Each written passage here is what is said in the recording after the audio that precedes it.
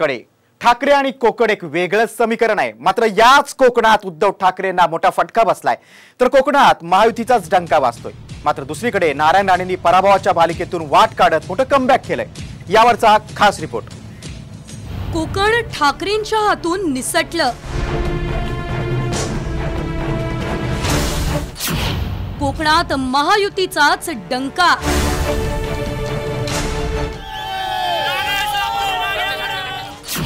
नारायण राणेंचं जोरदार कमबॅक।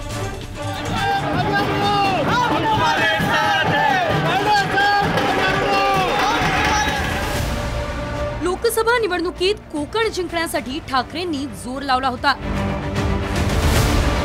आदित्य ठाकरेंनी कोकणात सभा घेत रान पेटवलं होतं, तर उद्धव ठाकरेंनी देखील कोकण जिंकण्यासाठी गर्जना केली होती।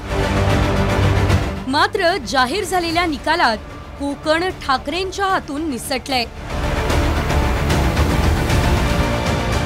शिवसेनेतील फुटीनंतर कोकणाची लढाई उद्धव ठाकरेंनी प्रतिष्ठेची केली होती, तर शिवसेनेमधील फुटीनंतर कोकणात 3च आमदार ठाकरेंसोबत राहिले।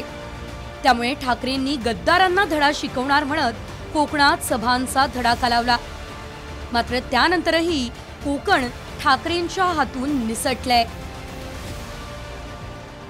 रत्नागिरी सिंधुदुर्गमध्ये नारायण राणेंनी ठाकरेंचे शिलेदार विनायक राऊत यांचा पराभव केला।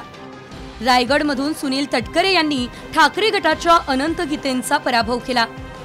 पालघरमध्ये भाजपाच्या हेमंत सावरांनी ठाकरे गटाच्या भारती कामडी यांचा पराभव केला। ठाण्यात विजयाचा विश्वास असलेल्या राजन विचारे यांचा शिंदे गटाच्या नरेश म्हस्केंनी पराभव केला। कल्याणमधून श्रीकांत शिंदे यांनी ठाकरे गटाच्या वैशाली दरेकर यांचा पराभव केला। दुसरीकडे ठाकरेंचे कट्टर राजकीय शत्रू असलेल्या नारायण राणेंचा 10 वर्षांचा निवडणुकीतला विजयाचा वनवास संपलाय। रत्नागिरी सिंधुदुर्गच्या उमेदवारीवरून महायुतीमध्ये तिढा निर्माण झाला होता।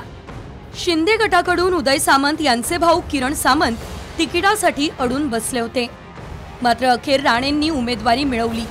त्यामुळे सामंतांच्या नाराजीचा फटका बसेल अशी शक्यता होती। मात्र राणेंनी 2 वेळा खासदार असलेल्या ठाकरे गटाच्या विनायक राऊतांचा पराभव केला। या विजयामुळे राणेंचं कोकणावरचं वर्चस्व पुन्हा एकदा सिद्ध झालंय।